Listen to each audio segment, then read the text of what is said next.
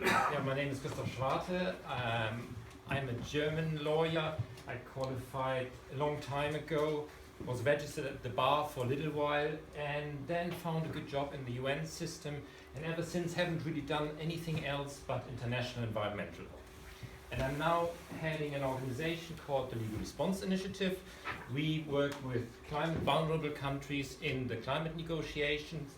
We do this through a group of legal volunteers that attend sessions, and at the same time we have a group of lawyers on standby from law firms, barrister chambers, universities that all contribute their time and expertise for free to issue legal opinions and to draft text depending on what is required.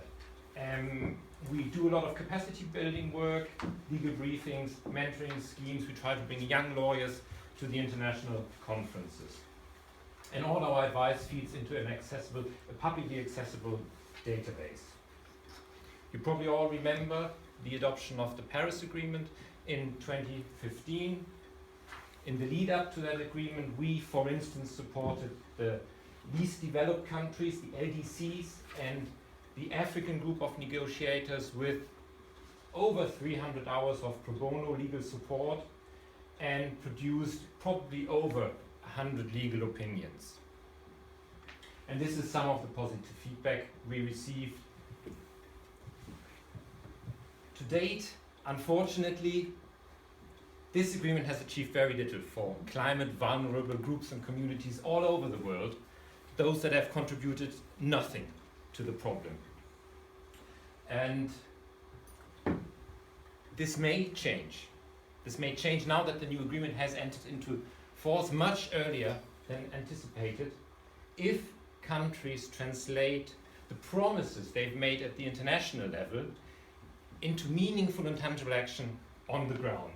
And with our partner, the Pan-African Climate Justice Alliance, PACHA, we want to seize that opportunity to support sub-Saharan African countries in the development of climate legislation that is effective in protecting human rights and people's livelihoods. And with your support, we will do this through what I've termed the bottom-up law review and development approach, as opposed to a top-down approach that has three main components: a dialogue with vulnerable groups and communities and national stakeholders led by our partner, the Pan-African Climate Justice Alliance, free technical legal support and advice through our network of experts, and finally, one national meeting that brings all the different stakeholders together and involves government, lawyers, the legal community, civil society stakeholders to identify concrete legislative initiatives. And we would like to do this in one flagship country, Cameroon. Why Cameroon? Quite frankly, because we have a network we have good relationships with government lawyers, with people in civil society, with the legal profession.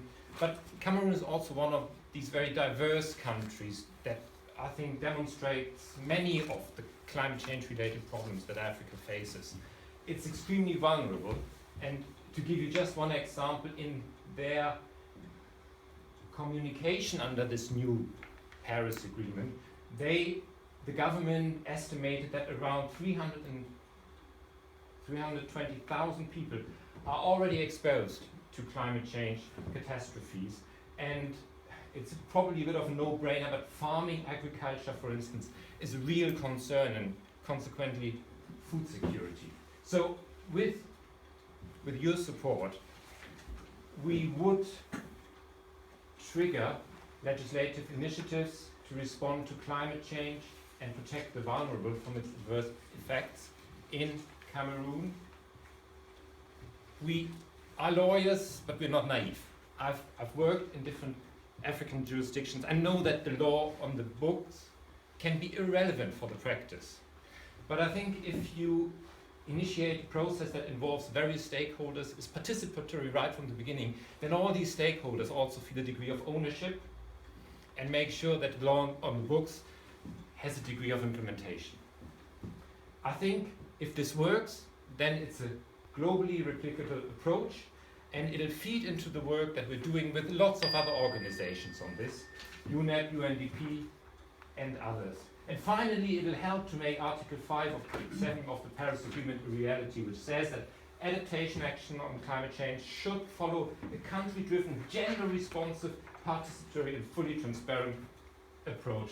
And this is our budget. And let me just, because I'm running out of time, draw your attention to the fact that we will match the funding you provide. And this, the contribution of the legal sector, is really a very conservative estimate. Thank you very much.